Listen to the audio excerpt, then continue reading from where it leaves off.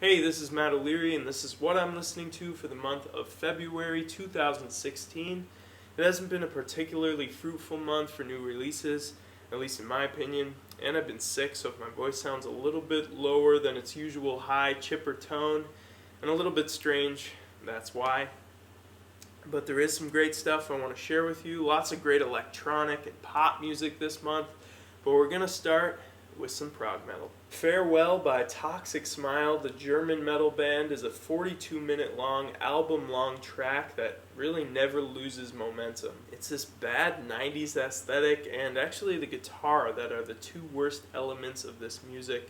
But on this track, it was really the classical progressions and movement of the whole thing that got me interested. And vocalist Larry definitely has a strong Phil Collins thing going on here. I think a good way of going about listening to this kind of metal is to pick out the more beautiful moments and to almost ignore just the over-the-top and corniness of the whole thing. It sounds like, liquid cheese just being poured over every moment of this. Next are two songs from an album that I'm pretty torn on and I've been meaning to review for a long time. Just haven't got around to it, but I probably will soon because I have some stuff to say about it. And it's one that I've been looking forward to for a long time. It's Painting With by Animal Collective, the girl power song Golden Girls, and Hocus Pocus. Next is the song It's a Good Thing from Commontime, the sixth full-length album from British indie pop band Field Music. This thing starts with these strong and bright disco seventh chords. This is definitely like some late 70s, early 80s dance pop, a lot like David Bowie, reminiscent of also the Talking Heads. And despite this familiar sound quality, this whole album is filled with unconventional song structures and instrumentation. Up next is kind of a left field pick for me, kind of an oddball. It's a 17-year-old who made this music. It's called the Phineas Incarnation, and the album is called Liquid Karma. This is a debut from this kid, and I would probably call it electronic, progressive metal, definitely sophisticated. These are just these grand and colossal and experimental compositions, kind of all centered around themes of the galactic and exploring kind of the mysteries of the universe. Really kind of worthy of a soundtrack, like a video game or movie soundtrack.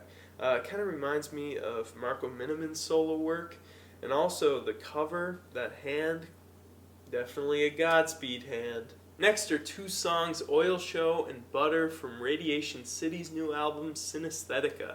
This is the fourth record from this Portland band, and right away my reaction was pretty great because I've heard kind of bits and pieces from the last three records, and right away the vocals sound so much crisper. The lead vocals just pop through the production, whereas in the past they were kind of covered up by these layers of synths and guitars. And they really should not drown out the vocals, because that's probably the best thing this band has going for it.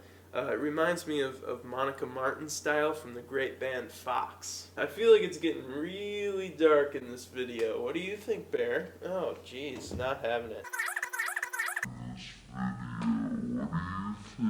Alright, we got a few artists left, and the first one is electronic. They're called Cavern of Anti Matter.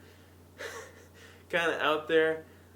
Something I'm not used to doing, a genre as a whole that I do not have too much knowledge about, but I really found this album to be mesmerizing. Again, that's Cavern of Anti Matter, and the album's called Void Beats / Invocation Hex. Too often in electronic music, I picture just kind of solo acts just sitting kind of lackadaisically behind their machines.